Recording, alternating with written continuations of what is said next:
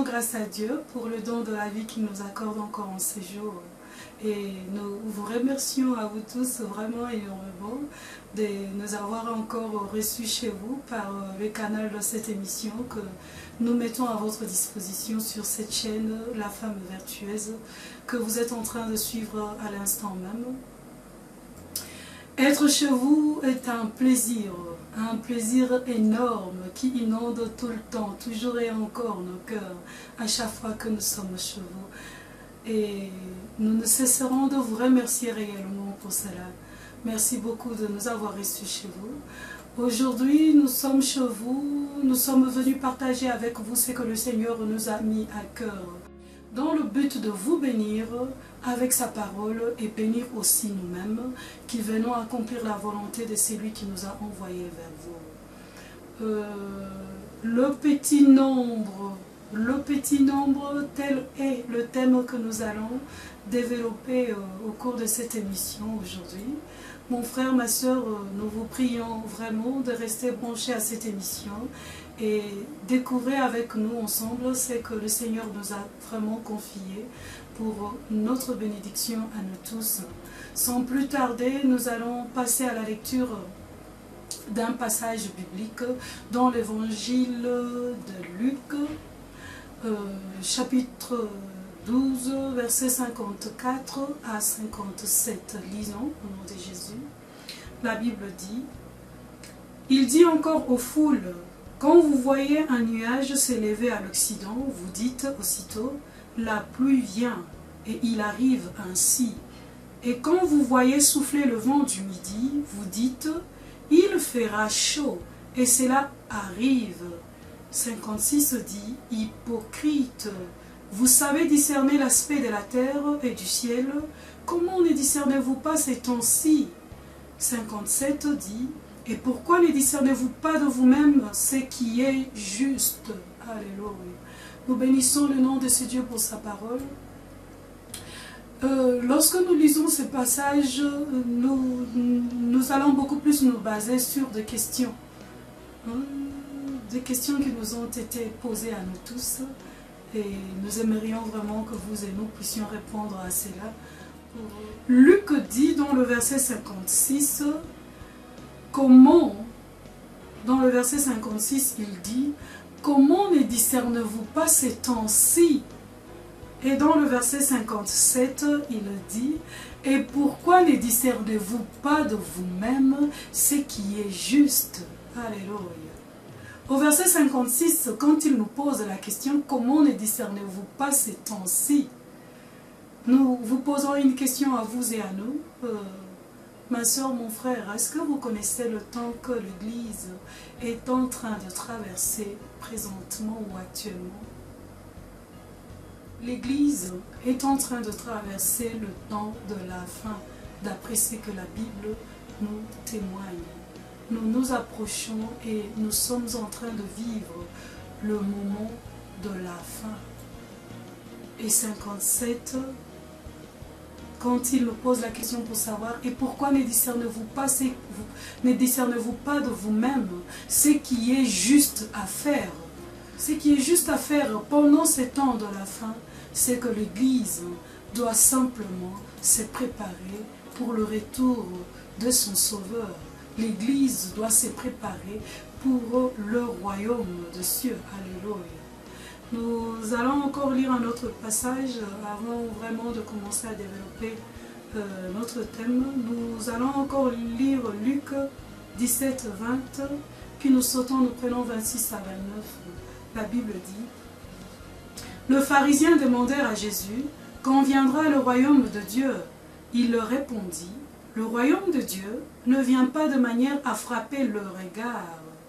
26, ce que nous avons vraiment beaucoup aimé dans ces passages, c'est le verset 20 qui dit, le royaume de Dieu, c'est que toute l'Église est en train d'attendre, c'est à quoi l'Église se prépare, le retour du Fils de l'homme, c'est que l'Église actuellement est en train d'attendre.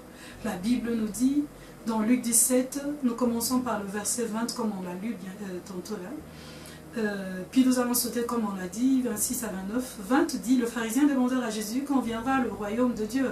Et il leur répondit, le royaume de Dieu ne vient pas de manière à frapper le regard. Le royaume de Dieu ne vient pas de manière à frapper le regard. Retenons cela, nous allons revenir là-dessus. 26 dit, ce qui arriva du temps de Noé arrivera de même au jour du Fils de l'homme. 27, les hommes mangeaient, buvaient, se mariaient et mariaient leurs enfants, jusqu'au jour où Noé entra dans l'arche. Le déluge vint et le fit tous périr. 28, ce qui arriva du temps de Lot arrivera pareillement. Les hommes mangeaient, buvaient, achetaient, vendaient, plantaient, bâtissaient. Mais le jour où Lot sortit de Sodome, une pluie de feu et de soufre tomba du ciel et le fit tous périr. Alléluia. Nous bénissons le nom de ce Dieu pour sa parole. La Bible nous dit que le royaume de Dieu ne vient pas de manière à frapper l'œil. Alléluia. L'expression frapper l'œil, vous comprenez certainement, mais nous allons juste aider tout un chacun d'entre nous et nous tous ensemble pour que nous soyons sur la même longueur d'onde, pour que nous soyons tous sur le même pied. Nous dirons que frapper le regard signifie de manière à attirer, ou soit encore de manière à marquer, ou soit encore, nous dirons, de manière remarquable. Et la Bible nous dit que le royaume de Dieu ne vient pas de manière à frapper l'œil, de manière à attirer, de manière à marquer, non. Le royaume de Dieu ne vient pas de manière à frapper l'œil. Pas de cette manière-là, la Bible nous dit. Mais la Bible apporte une comparaison sur ce point pour dire, ça ne viendra pas de manière à frapper l'œil. Mais cependant, elle compare, pardonnez-nous, le retour du Fils de l'homme à deux époques. Nous avons l'époque de Noé et l'époque de Lot. Dans le verset 26 à 27, la Bible nous dit que ce qui arriva du temps de Noé arrivera de même au jour du Fils de l'homme. Le jour où Noé entra, pardonnez-nous, dans l'arche. Souligner ces points, nous allons revenir là-dessus. Et lorsque nous allons au verset 29, la Bible nous dit encore là-dessus, la comparaison qui a été portée sur notre frère Lot, si on peut le dire ainsi, pour ce qui est de son époque aussi, la Bible nous dit que le jour où Lot sortit de Sodome, il en sera de même, comme le jour où Noé entra dans l'arche. Et par ailleurs, il nous dit aussi, il en sera de même comme le jour où Lot sortit de Sodome. Alléluia. Lorsque la Bible parle de Noé et Lot, nous allons vraiment rester sur ces deux personnages, ou sur ces deux personnes, pour essayer de comprendre exactement ce que le Seigneur nous transmet comme connaissance dans ces passages de Luc. La Bible nous dit, Noé construisait l'arche en faisant des entrées et des sorties. Nous imaginons qu'il devait frapper ou mettre des clous par-ci, de l'intérieur et des clous de l'extérieur. S'il n'avait pas de clous à cette époque-là, disons qu'il rattachait un bois à l'autre, de manière à mettre de choses qui permettra à ce que son arche soit bien fixée. Pour cela, il lui fallait faire des entrées et des sorties dans son arche, afin de bien construire cette arche. Et la Bible nous donne cette comparaison pour dire que il en sera de même comme au jour de Noé. Noé faisait ses entrées et ses sorties. Mais sa dernière entrée dans l'arche fut sans trompette ni tambour. Sans tambour ni trompette. Alléluia. Et lorsque nous allons aussi vers Lot, la Bible nous dit que Lot sortait et revenait de Sodome, par habitude de trafic bien sûr, comme et quand il le voulait bien. Il partait et il revenait. Mais la Bible porte notre attention sur un point aussi, quant à ce qui concerne Lot, c'est que sa dernière sortie de Sodome fut aussi sans tambour ni trompette. Alléluia. La Bible nous donne un tableau de comparaison entre ces deux temps, le temps de Noé et le temps de Lot. La Bible nous dit exactement ceci. Nous allons essayer de récapituler vite avec vous et épingler quelques points. Lorsque la Bible parle de Noé, la Bible dit « C'était dans le silence et le calme que Noé entra dans l'arche, le jour J. » Nous appelons cela le jour J. Vous comprenez, c'était le jour où le déluge avait commencé. Nous appelons ça le jour J. Le jour où le feu descendit dans Sodome, et nous appellerons ça aussi le jour J. Commençons par Noé, puis nous allons aller chez notre frère Lot. C'était dans le calme, la Bible nous dit, que Noé entra dans l'arche le jour J, après avoir prêché 120 ans durant à tout ce peuple.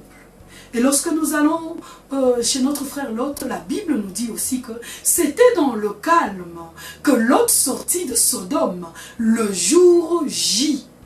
Alléluia. Ça, c'est le premier point.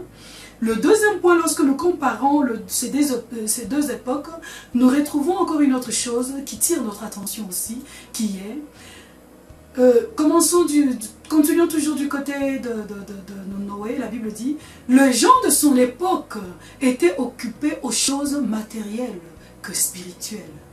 Il mangeait, il buvait et il s'est marié. Lorsque nous rentrons vers le temps de notre frère Lot, la Bible nous dit que les gens de son époque étaient plongés dans le plaisir charnel et non spirituel. Et aussi à leur tour, ils mangeaient, ils buvaient, ils achetaient, ils vendaient, ils plantaient, ils bâtissaient et toutes ces choses. Et le troisième point nous dit, pour ce qui est de Noé, l'Éternel ne trouva que peu de justes à cette époque. Et à l'époque de Noé, la Bible nous précise qu'il n'en trouva que 8. L'Éternel ne trouva que peu de justes. Il n'en trouva que 8 à l'époque de Noé. Et lorsque nous allons à l'époque de notre frère Lot, la Bible nous dit que l'Éternel ne trouva que peu de justes aussi pour son cas. À nombre de 4 mois 1, la femme de Lot qui a manqué sa sortie, nous dirons qu'il n'a trouvé que 3 justes à l'époque de Noé. Alléluia. Lorsque nous établissons ces 3 points de comparaison venant de Noé et de Lot, dans ces 3 points de comparaison que nous avons établis sur ces deux personnes, comme on le disait, Noé et Lot, il y a une chose qui frappe ou soit encore qui attire notre attention. Il s'agit de ce 3e point qui est le Seigneur ne trouva que peu de justes. Waouh!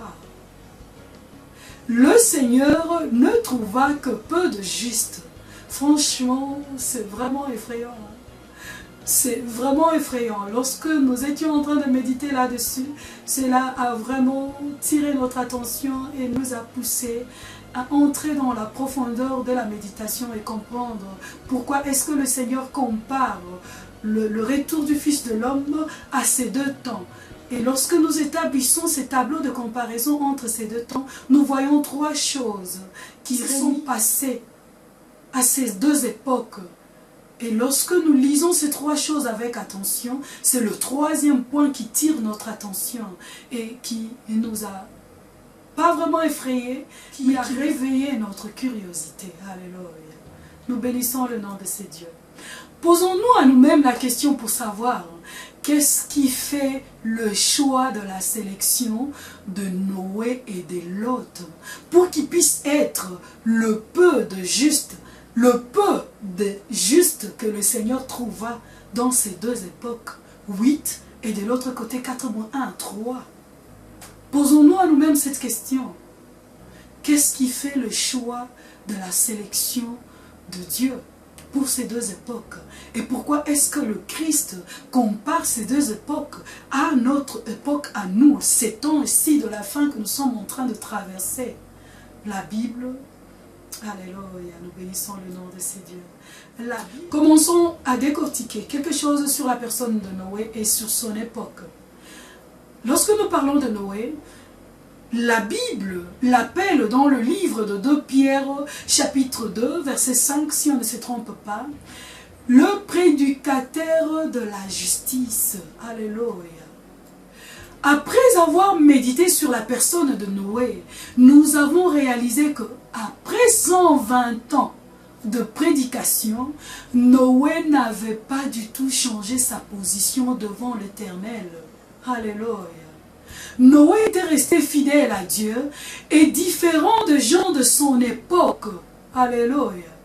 Et lorsque nous allons jeter aussi un coup d'œil chez notre frère Lot, nous méditons sur sa personne et sur son temps, sur son époque.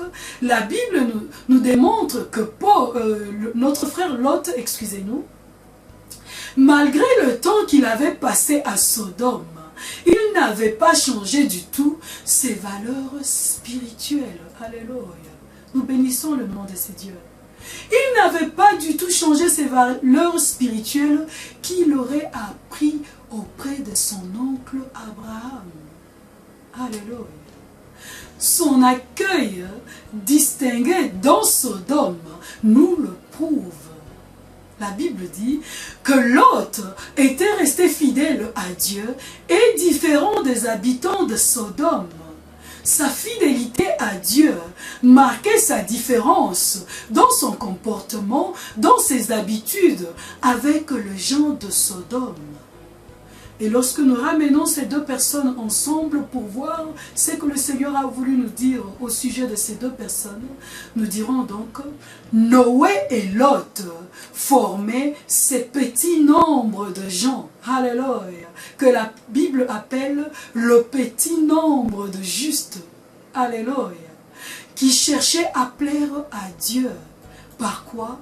Nous citons, par leurs efforts et par divers sacrifices qu'ils témoignaient à l'égard de leur Dieu. Alléluia.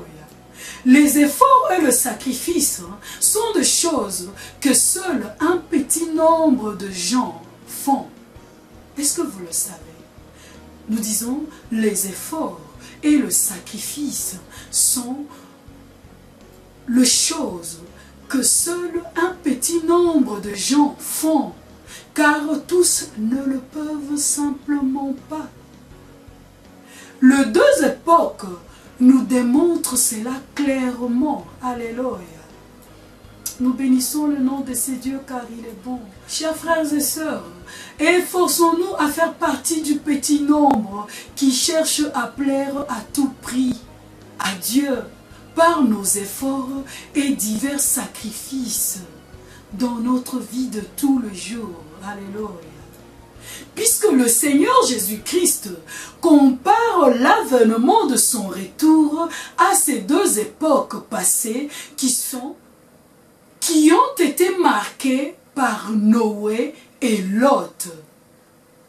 Nous allons encore prendre notre passage, deux passages, disons, prenons Matthieu 24, commençons du verset 36 à 39, puis revenons sur Luc 17, 26 à 30. La Bible dit, commençons par Matthieu 24, 36 à 39, la Bible nous dit, pour ce qui est du jour de... Pardonnez-nous, la Bible nous dit, pour ce qui est du jour et de l'heure, personne ne le sait, ni les anges de cieux, ni le Fils, mais le Père seul. 37. Ce qui arriva du temps de Noé arrivera de même à l'avènement du Fils de l'homme. 38. Car dans le jour qui précédèrent le déluge, pardonnez-nous, les hommes mangeaient et buvaient, se mariaient et mariaient leurs enfants, jusqu'au jour où Noé entra dans l'arche. 39. Et ils ne se doutèrent de rien, jusqu'à ce que le déluge vint, et les emporta tous. Et il en sera de même à l'avènement du Fils de l'homme. Et lorsque nous revenons vite dans Luc 17, juste pour nous rappeler, 26 à 30, la Bible dit, « Ce qui arriva du temps de Noé arrivera de même au jour du Fils de l'homme. Les hommes mangeaient, buvaient et se mariaient leurs enfants jusqu'au jour où Noé entra dans l'arche. Le déluge vint et le Fils, pardonnez-nous, et le fit tous périr. » Oh, nos yeux ont de problèmes à lire. Ce qui arriva du temps de Lot arrivera pareillement. Les hommes mangeaient, buvaient, achetaient, vendaient, plantaient, bâtissaient. Mais le jour où Lot sortit de Sodome, une pluie de feu et de soufre tomba du ciel et le fit tous périr. 30, il en sera de même le jour où le Fils de l'homme paraîtra. Alléluia. Nous bénissons le nom de ce Dieu car il est bon. Nous bénissons le nom de ce Dieu car il est bon. Alléluia. Nous dirons ceci. Il existe plein de débats sur nos chaînes de télévision et autres au sujet du retour de Christ. Nous bénissons le nom de ce Dieu car il est bon. Et parfois, nous remarquons avec amertume que le chrétien, en suivant ce genre de débat, au lieu d'en tirer quelque chose de positif, le chrétien s'enfonce dans la distraction d'opinion. Alléluia. Comprenons une chose, que chacun ne peut que donner ce qu'il a reçu comme grâce de comprendre dans les Saintes Écritures. Alléluia. Mais là n'est vraiment pas le point. Comprenons cela très bien, nous vous supplions. Là n'est pas vraiment le point. Le véritable sujet reste le retour de Jésus-Christ. Même si nous prenons toutes les différentes opinions, nous le mélangeons, nous allons toujours et encore parvenir à un point qui nous mettra tous d'accord. Et ce point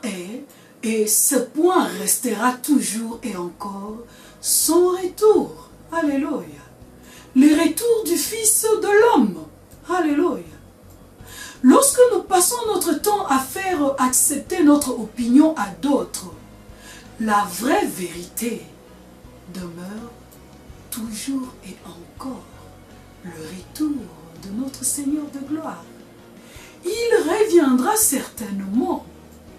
Que cela soit avant la tribulation ou soit encore après la tribulation, le Seigneur Jésus-Christ reviendra certainement un jour.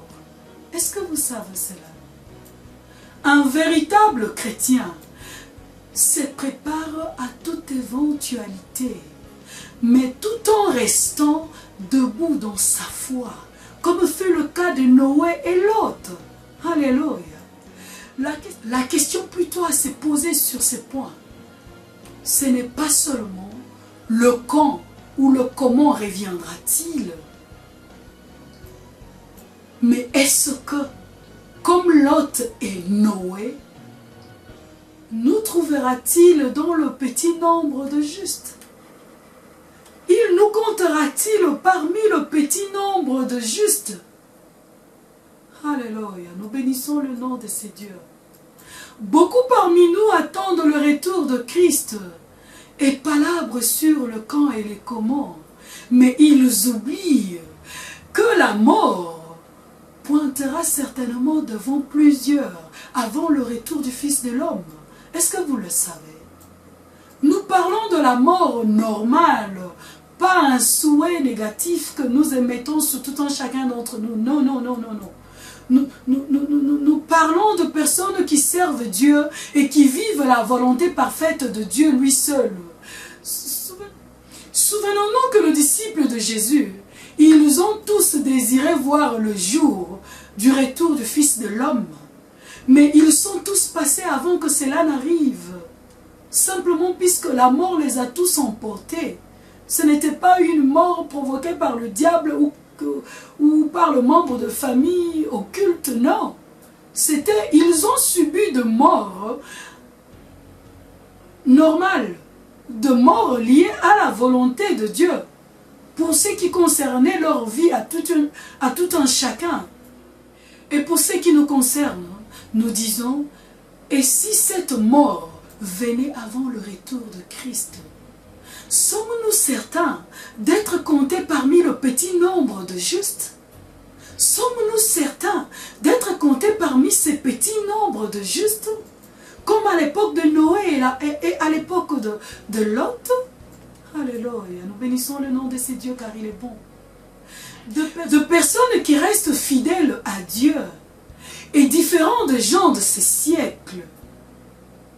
Serons-nous comptés comme ces gens de l'époque de Noé et de Lot? Serons-nous comptés parmi des gens qui seront différents des gens de notre époque? Allons-nous nous garder fidèles à Dieu et ne pas nous conformer à notre siècle pour rester fidèles à ces dieux? Alléluia. Nous bénissons le nom de ces dieux car il est bon. Mon frère, ma soeur, nous vous supplions, soyons réellement ces petits nombres à qui la durée de temps à attendre n'échangera pas notre position vis-à-vis de ces grands dieux. Alléluia. Comme fut le 120 ans de Noé. 120 ans à prêcher des choses que naturellement le corps qui vieillissait pouvait aussi commencer à se douter. Mais Noé s'attacha à ce que le Seigneur lui avait dit et il resta fidèle à la parole de Dieu car il savait que ce n'est pas un fils de l'homme pour mentir. Quand il dit une chose, il l'accomplit. Et le prêcher à ce peuple n'avait pas du tout altéré la vision de Noé ou soit n'avait pas du tout changé la foi ou la position de Noé vis-à-vis de son Dieu. Alléluia. Nous bénissons ce Dieu car il est bon. La Bible nous dit que Noé était resté fidèle à Dieu, quel que soit le temps que cela avait pris avant le déluge. Il est resté fidèle avant et après le déluge. Il est resté fidèle. S'il vous plaît, nous vous supplions, chers sœurs et frères, soyons réellement ce petit nombre à qui l'environnement n'altérera jamais notre façon de servir ces grands dieux dans tout ce que nous sommes. Alléluia. Comme fut aussi le cas de Lot dans Sodome. Alléluia.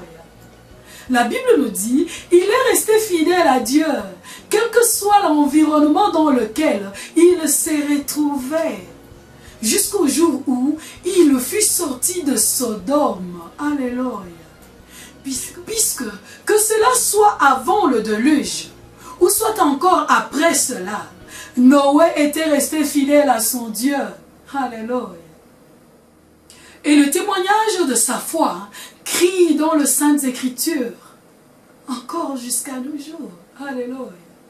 Et c'est là de même aussi pour notre frère Lot. La Bible dit que cela soit avant ou après que le feu soit descendu sur Sodome, Lot était resté fidèle à son Dieu. Alléluia. Nous bénissons le nom de ce Dieu car il est bon. Mon frère, ma soeur, que cela soit de même aussi pour ce qui nous concerne. Que cela soit avant ou soit encore après la tribulation, nous devons nous accrocher à l'amour de ces grands dieux pour lui dire, avant ou après, nous serons fidèles à jamais à toi. Alléluia. Simplement puisque nous voulons rester ce petit nombre que Jésus-Christ lui-même est venu séparer du grand nombre. Lisons cela dans le livre de Luc, chapitre 12, verset 51. Lisons au nom de Jésus. La Bible dit, « Pensez-vous que je sois venu apporter la paix sur la terre? Non, vous dis-je, mais la division. » Alléluia. Alléluia. Nous bénissons le nom de ces dieux. « Pensez-vous que je sois venu apporter la paix? Non, vous dis-je. » Ça c'est Christ qui le dit. Mais la division. Jésus-Christ, le prince de paix, quand on l'appelle de ces noms, beaucoup de gens confondent. Alléluia. Cette paix de notre Seigneur Jésus-Christ, c'est pour le royaume de son Père. et non pour cette terre. Quand il nous dit dans sa parole, qu'il nous donne sa paix, non comme le monde nous la donne, il s'adresse aux citoyens qui acceptent de devenir citoyens de son royaume, et non à tous. Est-ce que vous le savez? Simplement puisque ne reçoit la paix de Jésus que c'est lui qui reçoit son évangile. Alléluia. Luc 2,14 nous le confirme, nous allons le lire. La Bible nous dit: gloire à Dieu dans le lieu très haut, et paix sur la terre parmi les hommes qui l'agréent. Alléluia. On n'a pas dit paix sur la terre à tous les hommes. Non, dans d'autres versions, il est même écrit à tous, aux hommes de bonne volonté. Et dans notre version à nous ici, il est écrit, comme vous le lisez, je ne sais pas quelle est la version que vous utilisez. Nous aimons beaucoup utiliser Louis II. Dans Louis II, il est écrit « Et paix sur la terre aux hommes qui l'agréent. » Alléluia. Nous bénissons le nom de ces dieux. Le Christ n'est pas venu sur la terre pour aider Lot à vivre comme les gens de Sodome et de Gomorrhe. Non. Non. Ou soit encore pour nous aider à nous conformer à ce qui se vit dans ces siècles présents. Non. Lisons vite le livre de Romains 12, commençons du verset 1 à 2. La Bible nous dit: je vous exhorte donc, frères, par le compassion de Dieu, pardonnez-nous, à offrir vos corps comme un sacrifice vivant, saint, agréable à Dieu, ce qui sera de votre part un culte raisonnable. Ne vous conformez pas au siècle présent, mais soyez transformés par le renouvellement de l'intelligence, afin que vous discerniez quelle est la volonté de Dieu, ce qui est bon et agréable et parfait. Alléluia. Nous bénissons le nom de Dieu pour sa parole. Le Christ est venu sur cette terre pour nous faire passer par la petite porte étroite, où ne peut passer qu'un petit nombre de gens. Alléluia. Alléluia. Et il nous dit dans sa parole, nous allons encore lire un autre passage, vite lire. Luc chapitre 13, verset 24. Et après cela, nous allons aussi prendre Matthieu chapitre 7, 13 à 14. Commençons par Luc. La Bible dit: efforcez-vous d'entrer par la porte étroite, car, je vous le dis, beaucoup chercheront à entrer et ne le pourront pas. Matthieu 7, 13 à 14 nous dit: entrez par la porte étroite, car large est la porte, spacieux est le chemin qui mène à la perdition, et il y en a beaucoup qui entrent par là. Alléluia. Nous bénissons le nom de ces dieux pour sa parole. Et le verset 14 nous dit: mais étroite est la porte resserrée, le chemin qui mène à la vie, et il y en a peu qui le trouvent. Il y en a peu qui le trouvent, comme fut le cas de l'époque de Noé. Lorsque le Christ nous donne cette comparaison de ces temps, le temps de Noé, le temps de Lot, et il dit que dans notre temps, le temps de la fin, il en sera aussi de même pour ce qui nous concerne. Alléluia. Mes chers frères et sœurs, soyons ce petit nombre qui ne se laisse pas influencer par ce siècle présent. Alléluia. Nous avons trop souvent l'habitude de dire que le Seigneur regarde le cœur et nous nous retrouvons facilement à faire des choses au nom de ces slogans. Est-ce que vous le savez? Des choses qui attristent le Saint-Esprit de Dieu en nous. Alléluia. La Bible nous atteste que c'est de l'abondance de l'intérieur que l'extérieur s'exprime. Alléluia. Nous sommes des ambassadeurs de Jésus. S'il vous plaît, apprenons à soigner notre intérieur aussi bien que notre extérieur. Le Saint-Esprit de Dieu, lorsqu'il remplit notre intérieur, il pousse notre extérieur à manifester sa présence en nous. Est-ce que vous le savez? Et non le contraire. Alléluia. Notre extérieur doit réellement refléter, c'est Dieu.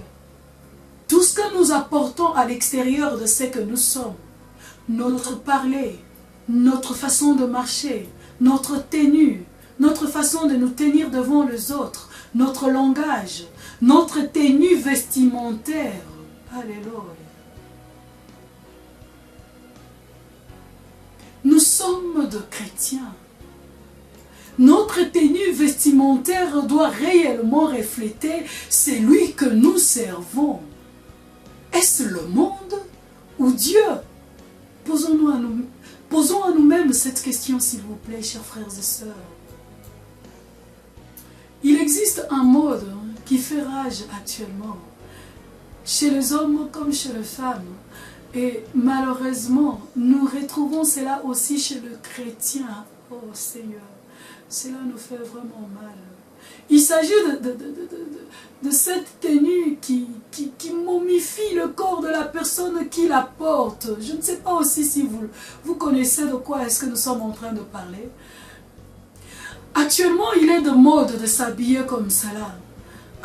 Un pantalon ou une jupe qui vous serre très fort et qui présente à tous vos parties intimes. Souffrez que nous puissions le dire tout haut, mais ce sont des vérités que nous devons partager entre nous avant que ceux de l'extérieur puissent nous pointer du doigt.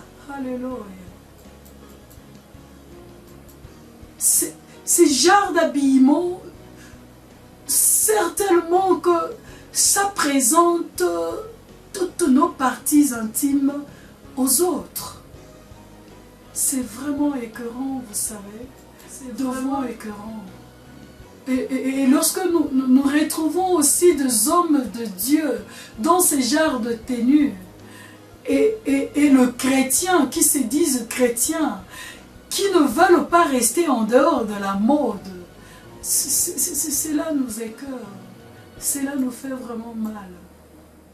Lorsque vous vous habillez de la sorte, nous vous posons une seule question. Où est la décence qui est recommandée aux enfants de Dieu? Ou soit encore nous dirons, où est la pudeur dans nos églises d'aujourd'hui? Lorsque nous nous habillons de la sorte et nous nous rendons dans nos églises pour aller, mon frère, ma soeur, en comparaison du temps de Noé et de Lot, penses-tu réellement être resté fidèle à Dieu lui seul? Lorsque tu mélanges le Seigneur et tout ce qu'il y a dans ton cœur comme amour de ce siècle présent, penses-tu réellement être resté dans le petit nombre de justes qui cherchent à plaire à Dieu, tant dans leurs efforts que dans des sacrifices qu'ils font pour Dieu? Nous parlons du port d'habits qui sert. Ces habits vous mettent certes en valeur aux yeux de gens de ce siècle. Mais est-ce que vous vous êtes posé une seule question pour savoir, est-ce que cela vous met aussi en valeur devant ces grands dieux qui vous recommandent d'être pudiques? Alléluia. Nous retrouvons sans gêne de nos jours dans nos églises ce que nous appelons de tombeaux ouverts de poitrine de nos mamans, que nos sociétés africaines appellent vulgairement soupunatolo. Dans la langue Congo de chez nous, cela veut simplement dire de la bonne sauce sur la poitrine de femme. De la bonne sauce sur la poitrine de la femme. Chère maman, quand est-ce que nous sommes devenus de monuments de foire? Quand est-ce que nous avons fait une trêve avec la pudeur?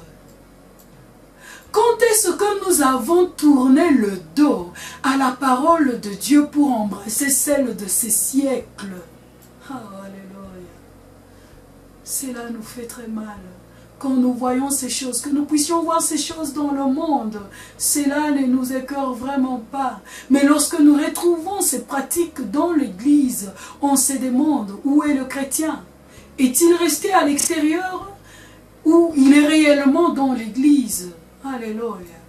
Chers frères et sœurs, efforçons-nous à rester dans ce petit nombre de gens qui se retrouvent dans ce que le Seigneur attend de nous. Alléluia. Examinons-nous un peu bien en nous posant quelques questions à nous-mêmes. Et ces quelques questions que nous allons nous poser sont ceux qui suivent. Qu'est-ce qui nous empêche de nous retrouver dans ces petits nombres? Est-ce notre corps et ses désirs? Sommes-nous encore attachés au plaisir de ce monde? La Bible nous dit dans le livre de Jacques 4,4 que nous allons lire, « Adultères que vous êtes, ne savez-vous pas que l'amour du monde est inimitié contre Dieu? Celui donc qui veut être ami du monde se rend ennemi de Dieu. » Alléluia. Notre Seigneur Jésus-Christ est mort sur la croix pour nous rendre capables d'appartenir à ce petit nombre de gens qui aiment encore Dieu et qui se sont déclarés ennemis du monde. Alléluia. Est-ce que vous le savez? Nous allons expliquer une chose. Dans l'Ancien Testament, le sacrificateur dans le passé était formé que d'une seule tribu sur les 12 tribus d'Israël. Est-ce que vous le savez? Deutéronome chapitre 18, lisons de versets 1 à 2. La Bible nous dit, « Le sacrificateur, le Lévite, la tribu entière de Lévi, n'auront ni part ni héritage avec Israël.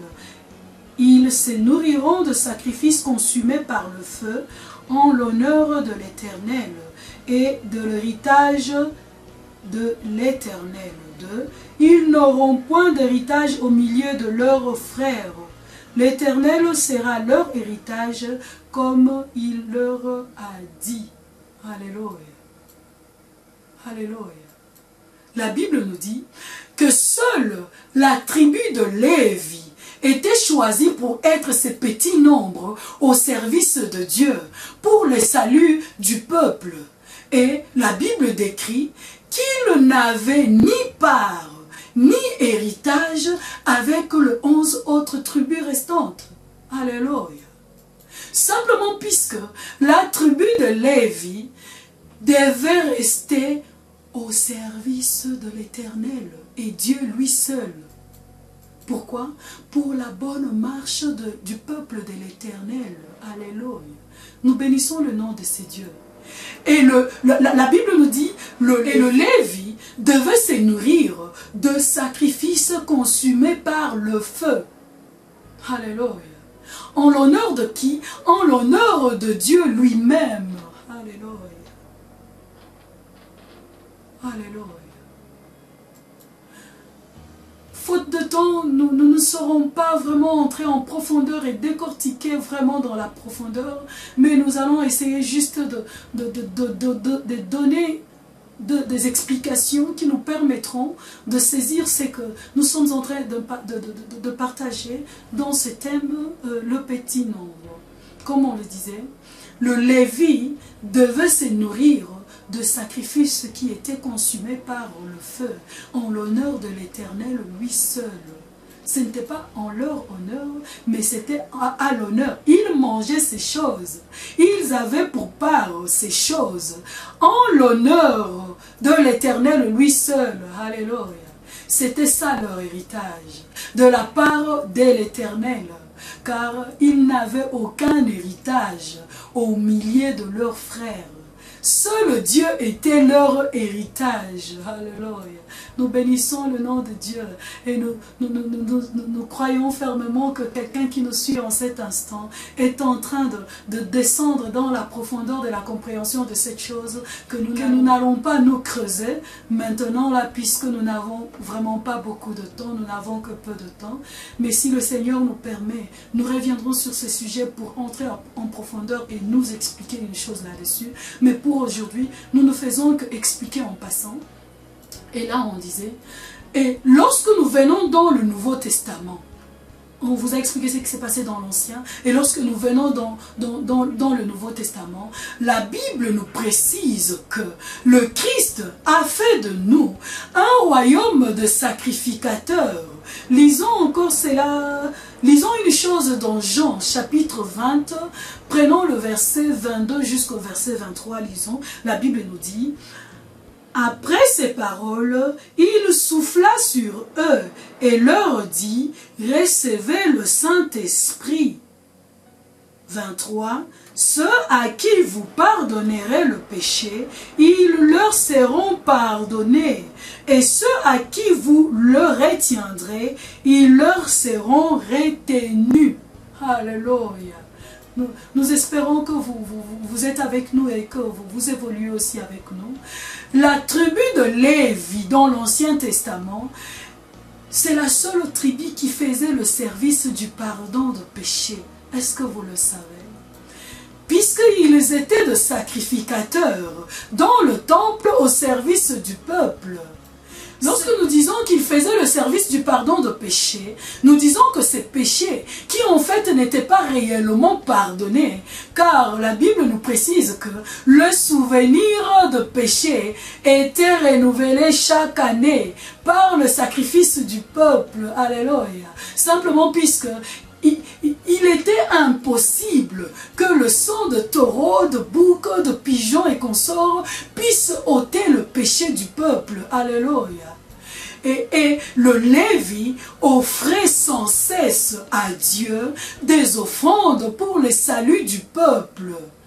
Et lorsque nous venons dans le Nouveau Testament, la Bible nous dit que le Christ, à sa résurrection, nous a, à nous tous, offert le privilège d'entrer dans la présence de Dieu son Père et de faire ses services, en tout cas chacun pour son compte. Nous avons ces droits à faire ces services dans la présence du Père, entrer pour demander le pardon de nos péchés et de ceux qui nous entourent, sans tenir compte de quelle tribu on appartient. Alléluia. Jean 20, 22, 23 le précise et l'atteste. Lorsque nous avons lu, la Bible dit, ceux à qui vous pardonnerez le péché, ils leur seront pardonnés. Et ceux à qui vous le retiendrez, ils leur seront retenus. Alléluia. Le Christ a fait de nous un royaume de sacrificateurs. Il nous a choisis. Alléluia. Il a fait de nous ces petits nombres de gens, comme au temps de Noé. Il a fait de nous ces petits nombres de gens, comme au temps de Lot. Il a fait de nous ces petits nombres de gens, comme la tribu de Lévi. Alléluia. Nous bénissons le nom de ce Dieu car il est bon. Mais cette fois-ci, le Christ a apporté une petite modification. Nous précisons et nous expliquons. Le Christ a ouvert la porte à toute personne qui veut réellement appartenir à son royaume. Alléluia. Il nous donne le privilège de faire partie de ces petits nombres. Alléluia. Avec cette bonne nouvelle qui est, faire partie de ces petits nombres de gens ne signifie pas que les places dans son royaume sont limitées. Non. Il nous appelle, nous tous, à nous distinguer simplement de plusieurs. Alléluia. Pour ne marcher dans ce monde que pour lui rendre gloire. Alléluia. Nous bénissons le nom de ce Dieu car il est bon. Il nous dit dans sa parole, lisons Jean 14, commençons du verset 1 au verset 3, puis on va sauter, on prend le verset 6, puis le verset 15. Lisons. La Bible nous dit que votre cœur ne se trouble point. Croyez en Dieu et croyez en moi. Il y a plusieurs demeures dans la maison de mon Père. Si cela n'était pas, je vous l'aurais dit. Je veux vous préparer une place. 3. Et lorsque je m'en serai allé et que je vous aurai préparé une place, je reviendrai et je vous prendrai avec moi, afin que là où je suis, vous y soyez aussi. Le 6 dit, Jésus lui dit, je suis le chemin, la vérité et la vie. Nul ne vient au Père que par moi. Et le 15 dit, si vous m'aimez, gardez mes commandements. Alléluia. Ce n'est pas par des prophètes que nous trouverons le chemin pour aller vers Dieu. Ce n'est pas par le moyen de je ne sais pas moi qui, que nous trouverons le chemin pour aller vers Dieu. Ce n'est que par le moyen de Christ. La Bible l'appelle le chemin, la vie et la vérité. Et il nous confirme qu'il est venu pour faire de nous ce petit nombre de gens qui sont agréés dans la présence de Dieu. Mais cela ne traduit pas le fait qu'il y a de places limitées dans le ciel. Non. Il nous dit dans sa parole, il y a plusieurs demeures dans la maison de mon Père. Alléluia. Mais simplement, il veut que sur cette terre, comme à l'époque de Noé, comme à l'époque de Lot, dans notre temps aussi, que nous puissions nous efforcer à être dans le petit nombre de gens qui s'efforcent à vivre pour accomplir rien que la volonté de Dieu dans leur vie. Alléluia.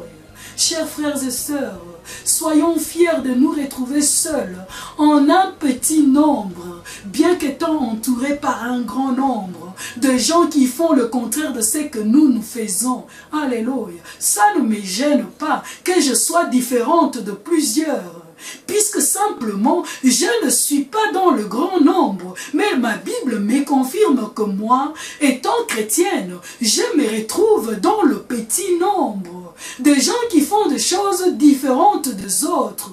Le petit nombre qui fait les choses différentes de ces grands nombres. Alléluia. Nous bénissons le nom de ces dieux car il est bon.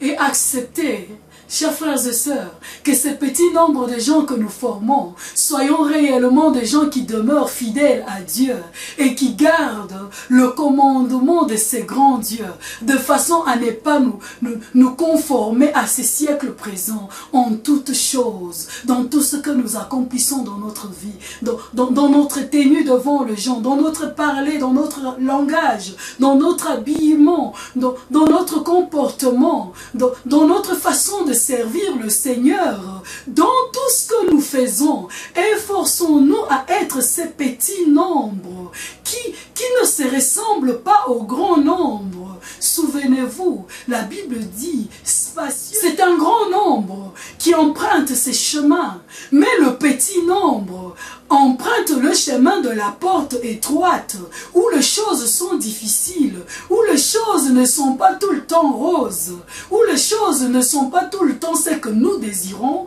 mais où les choses sont tout le temps ce que désire notre Père dans le ciel. M'habiller en africaine, que nous appelons le supunatolo, ce n'est pas seulement africain, nous voyons, ce genre de mode nous vient d'ailleurs, de l'Occident et partout ailleurs. Mais en Afrique, on a adopté cela dans nos tenues africaines de pagne et consorts, où nous voyons la femme s'habiller en laissant sa poitrine complètement dehors. Quant à nous, nous disons non à ces choses. Pas puisque nous n'avons pas de belle poitrine à présenter, non. Non, simplement puisque nous vivons pour rendre gloire et honneur à Dieu. Comme fut le cas de ces petits nombres, c'est le tribu de Lévi. Il vivait en l'honneur de Dieu, Dieu lui seul.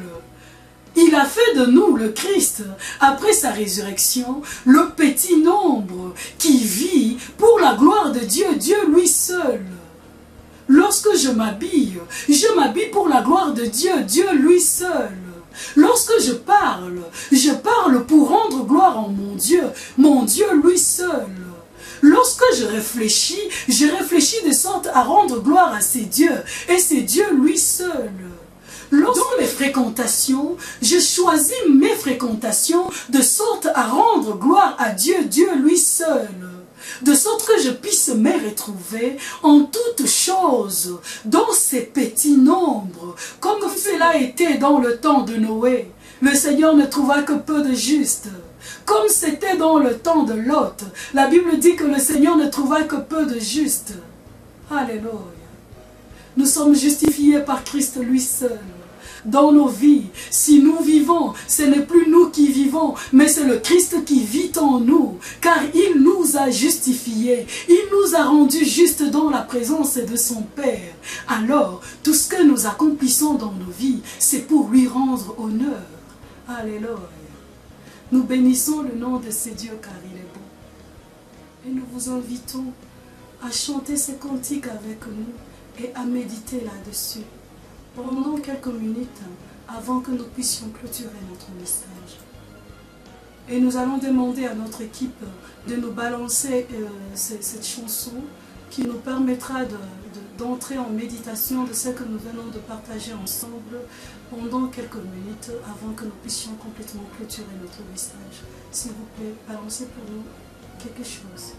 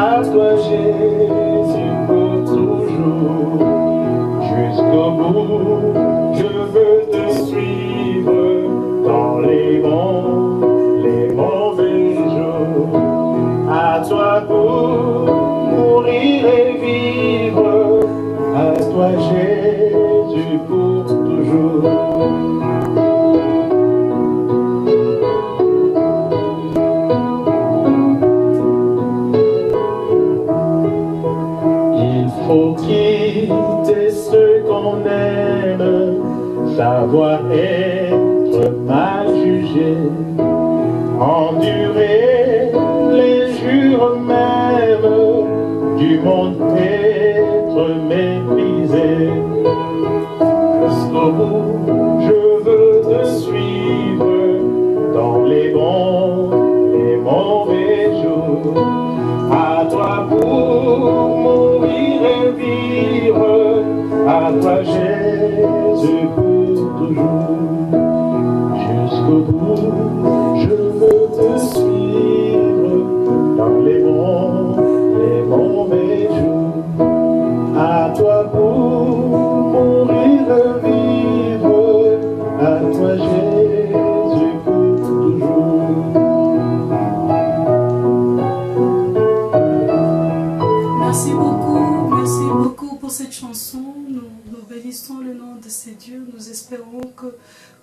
avez médité les paroles de cette chanson ensemble avec nous.